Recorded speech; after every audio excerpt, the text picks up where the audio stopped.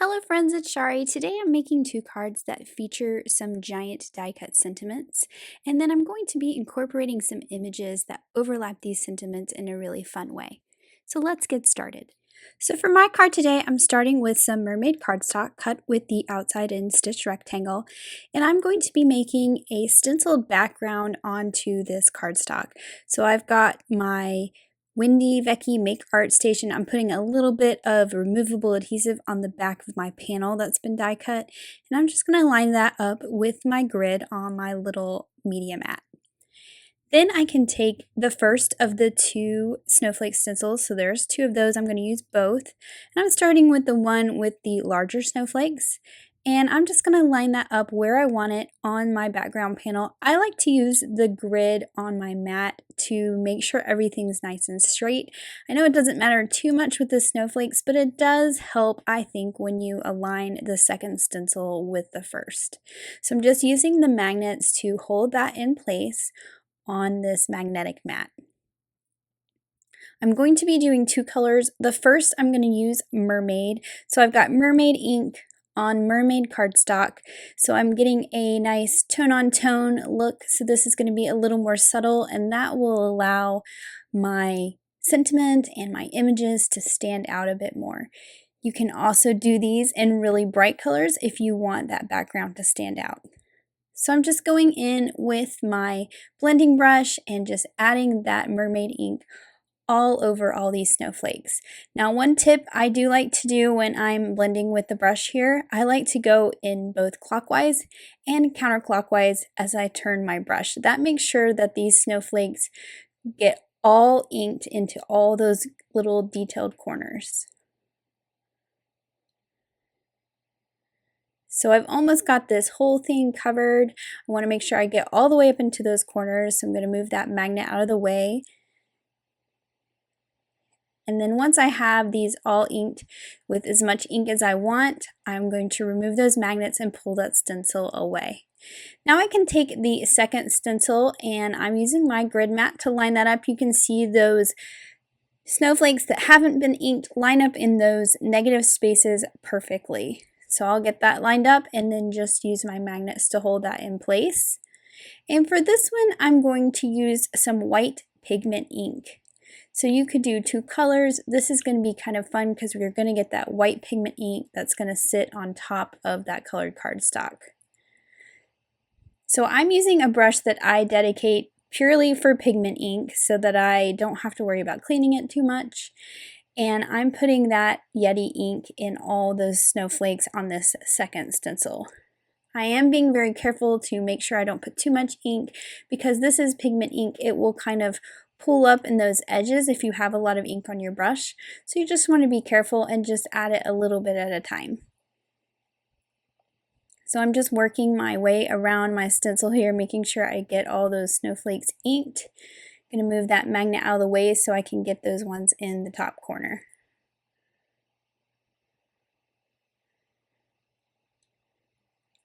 And then once I have this done, I'll pull that away and I'll set this aside to dry a little bit because that pigment ink needs a little bit of time to dry. But once it's dry, I can add some liquid glue to the back, and then I'm just going to put this onto a white card base. And because I cut this out with that outside in stitch rectangle, I'm going to get a nice little white border all the way around.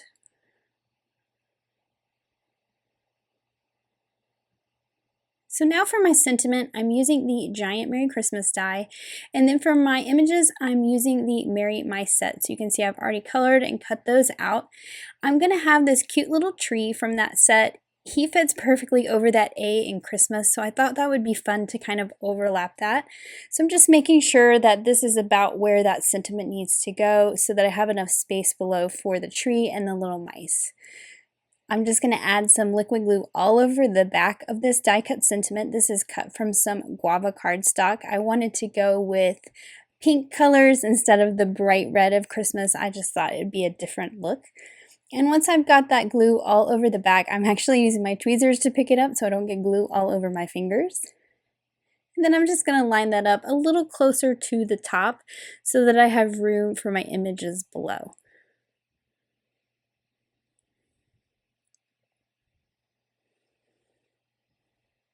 I'm going to go ahead and add that little star that goes on top of my Christmas tree. And then there's also a little stamp in the set that stamps some little rosy cheeks. So I'm going to do that as well before I adhere him to the card. I'm using some wild rose ink for those little cheeks, and how cute is that little Christmas tree with that little smile and cheeks. I'm adding some foam squares to the back of my tree, and I'm just going to line it up with that A in Christmas. And then I will add some foam squares to my little mice as well. Put one on each side of the tree. I am going to add some ornaments to their hands so they look like they're decorating the tree, not just pointing at it. And then I have the little presents in this set. There's a big present and a smaller present. I'm going to use a thin foam square for this big present so that I can kind of tuck it behind that mouse right there. And then I'll use the same thickness foam square as everything else for this little present. You could have also glued that large present right to the background. And it is overlapping his foot a little bit, so I'm just going to add a dot of glue. And then to add those little ornaments, they are also stamped with the wild rose ink. There is a solid stamp in this set that lets you fill the ornaments with a stamp rather than coloring them. If you like, it even gives you that little shine mark. And then I'm adding some Stardust stickles just to the star of the tree and also the ornaments. And then here is my finished card with that beautiful snowflake background. I love the white and the tone-on-tone ink look. And this big sentiment goes perfectly with these cute little mice. So here's another look at that card that I created. Now let's move on to the second card that's going to also use a giant sentiment and some images incorporated, but with the stitch snowflake backdrop. So for my card today, I am starting out with some Bristol cardstock. This is cut with the stitch snowflake backdrop, and I'm going to do some ink blending on this. Now I'm not going to blend all the way to the bottom. That part will be covered up with some glitter cardstock for a snowy hillside.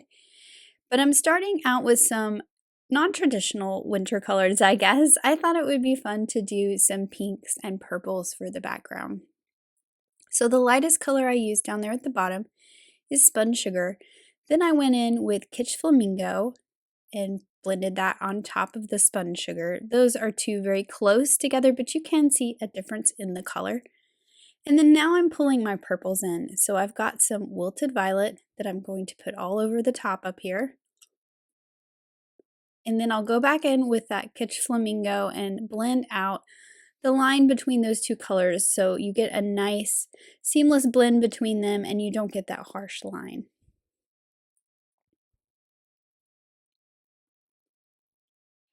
I'm adding a little bit more of the spun sugar at the bottom so I just get that really nice pale pink color. And then to darken up the top, I'm going to use the Villainous Potion Distress ink. This is that new purple color, and I think it works great with that wilted violet to just kind of give it the darkness at the very, very top. So I'm really kind of doing just along the edges and really into the corners. You get that nice sort of vignette look with that darker color in the corners. Now I want to add some metallic splatters. This is the white metallic watercolor, and I'm just flicking it off my block so I get really small splatters. I felt like with the stitch snowflakes on this background, I didn't really need the very large droplets like you get when you just tap the brush. So I'm just giving it these tiny splatters everywhere so you get this kind of overall shimmer. Now for the snowy hill at the bottom, I have a piece of pixie dust cardstock, and I'm using one of these stitch hillsides to just cut that, and I'll glue that directly along the bottom of this card.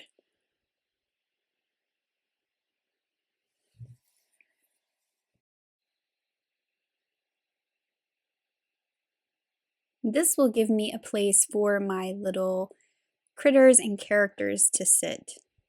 I'm going to go ahead and put this background that I've created onto a card base before I start to put any of the elements on it.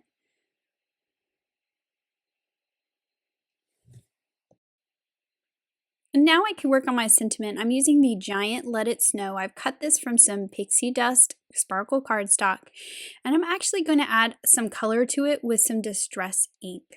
So I'm using some peacock feathers ink just to kind of darken up the bottom and give it this sort of ombre look. I want it darker at the bottom. I'll also pull in a lighter teal to kind of go between the white and this color. This just kind of gives a different, unique look to your glitter die cuts. Just have to be very careful with it as you ink, which is why I'm using a brush instead of a foam blender, and just kind of build up the color. It's never going to be super dark, but you can see how it changes the color of that white glitter. Then I'm using some salvage patina just for that center there, so the top part of the word it and the bottom part of the word let. And I just felt like this made it stand out from that hill at the bottom. I'm using the little penguins from Penguin Party, as well as the smaller snowman and the top hat from Frosty Friends. And I just thought it would be very cute for these cute little penguins to be building a snowman. So I'm going to go ahead and add that little top hat to him. He's pretty simple. I'm not going to decorate him any more than just his hat, even though there are other pieces in that stamp set you can decorate with. And I'm just trying to figure out where I want him to sit. I want him to cover up the O in snow. So this will give me an idea of how far up I need to put this die cut sentiment. So it's just barely going to touch the top of that snowy hill. It's really just going to fill that sky with that pink and that purple behind it, which I think looks really nice. And then I'm going to add some foam squares to the back of my snowman and line him up so he is right over that O.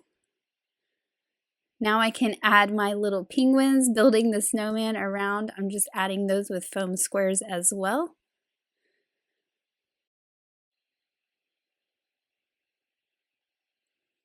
And then once I have all my images on there, I'm just going to add a little bit of glitter to the ribbon on the top hat just to pull that glitter into my images. And then here is my finished Let It Snow card. I just love all that shimmer, and I think it's super fun with those little penguins building a snowman. It's fun to mix those kinds of newer sets and older sets. So here's another look at that card with those cute penguin building a snowman over that giant die cut sentiment with all that shimmer in the background. Thanks so much for watching. Have an amazing day. Bye!